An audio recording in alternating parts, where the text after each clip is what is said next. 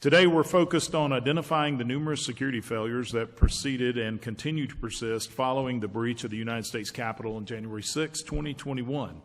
Although it has been more than 2 years, there are still many unanswered questions.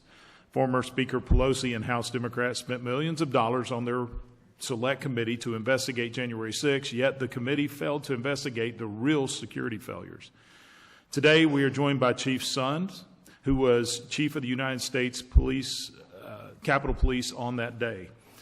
The Democrat Select Committee never invited Chief Sund to testify during one of their primetime hearings, despite him being the Chief of Police on January 6. Perhaps that is because his testimony didn't fit with their preconceived narrative. For months leading up to January 6, House Democrats championed the anti-police, defund the police narrative. House Democrats continued pushing this dangerous narrative through the appropriations process, where they threatened to cut Capitol Police's budget.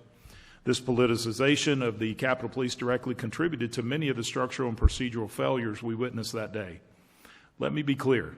I stand with law enforcement, specifically our Capitol Police officers, and appreciate their dedication, bravery, and service.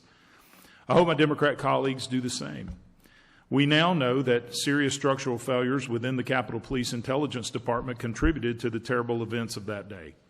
This includes misplaced and misguided goals, as well as key intelligence failures that resulted in timely warnings not reaching the Capitol Police leadership. And instead of doing a comprehensive assessment of these intelligence failures, Chief Sund was pushed out, and the new leadership silenced individuals who spoke about these failures. Retaliation against whistleblowers is unacceptable. This is one of the reasons why House Republicans are conducting this investigation.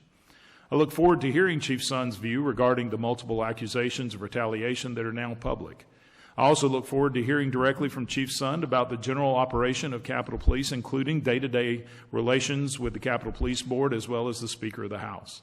Chief Sund's testimony today will provide transparency, accountability, and most importantly, help to prevent anything like this from happening again.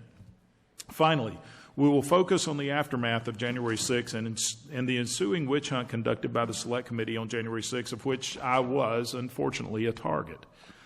Throughout their nearly 2 years of work, the Select Committee clearly operated on hearsay and cherry-picked so-called evidence to fit their desired narrative. When the Select Committee published their final report in December of 2022, it was clear that their multi-million-dollar committee effort was a political weapon focused at attacking former President Trump and his supporters instead of how to prevent another incident. We must ask ourselves why the Capitol was ill-prepared and what security changes are needed to ensure adequate Capitol security, a question the January 6th Select Committee failed to scrutinize. This was preventable, and we must ensure nothing like this ever happens again.